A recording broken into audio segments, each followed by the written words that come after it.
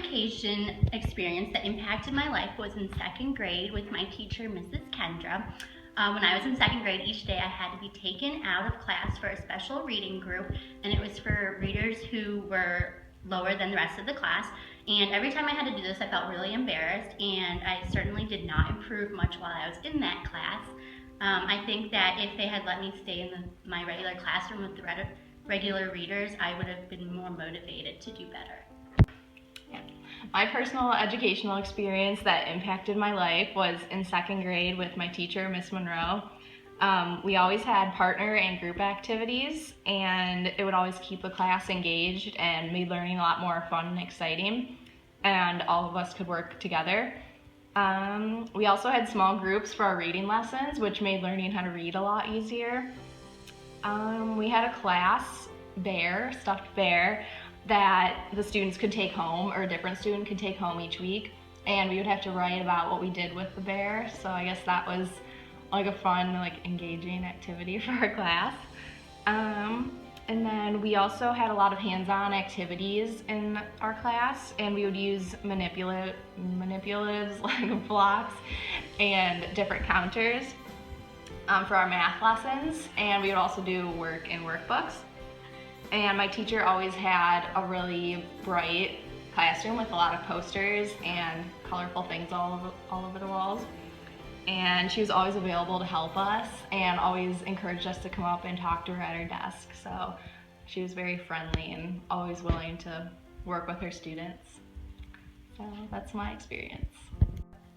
During elementary school, I was in the second and third grade split class. I was one of the youngest ones in the class, and then our teacher didn't really do group work, she only did individual work, so it made me feel really uncomfortable. When I was in the second grade, my teacher sent out postcards over the summer to me and my family. It made me feel excited to go to school. It made me feel like I was already involved and welcome in the classroom, and it also made my parents feel involved with her as well.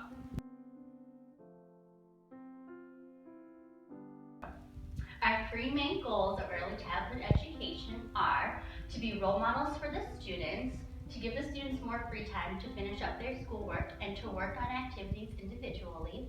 And our third one is to give the students an active role in how and what they learn. So rather than us as the teacher telling them exactly what they're going to learn and how they're going to learn it, we want the students to be able to have a say in that.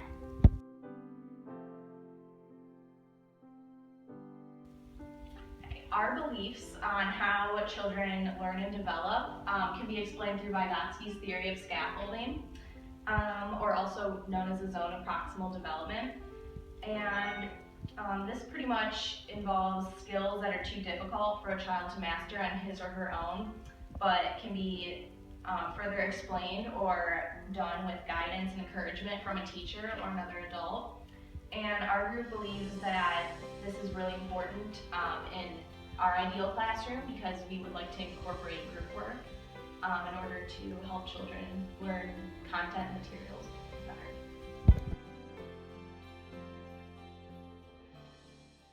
When it comes to the physical aspects of our classroom, we want it to be welcoming and inviting. Some things we would include is a reading space and a library for the students to sit and read books, a group games and activities table. They could do activities like the numbers game or a bug sorting center.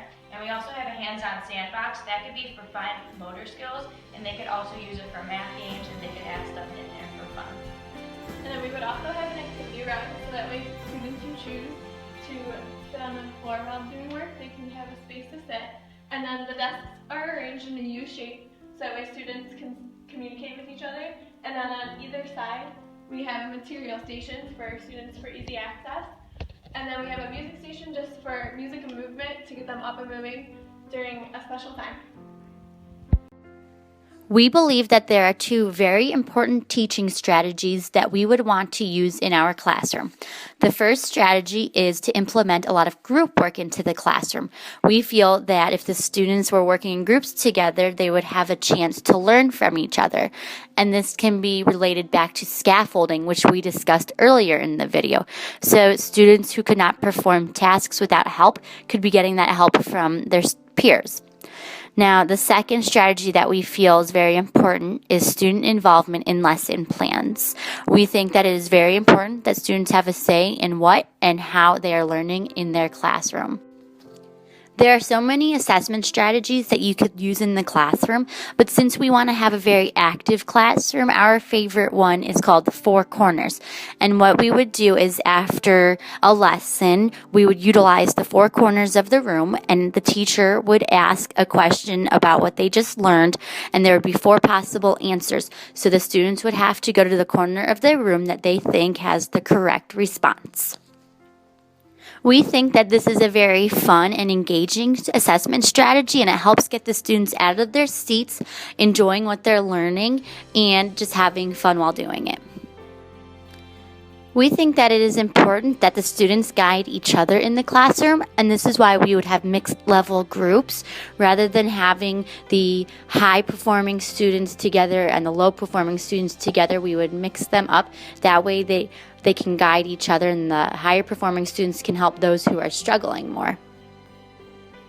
Parent involvement is very important in the classroom, and we have 2 ways in which we would try to encourage the parents to be more involved with the class and the students. The first one is that we would send home a monthly newsletter so that the parents would know what the students are learning and what's going on in the classroom. And the second one is that we would encourage the parents to volunteer to come in to work with the students on big projects that are going on throughout the year. There are many ways in which our vision for the 2nd grade classroom connects to developmentally appropriate practices. However, we think that the most important way that it relates to DAP is through building classroom community.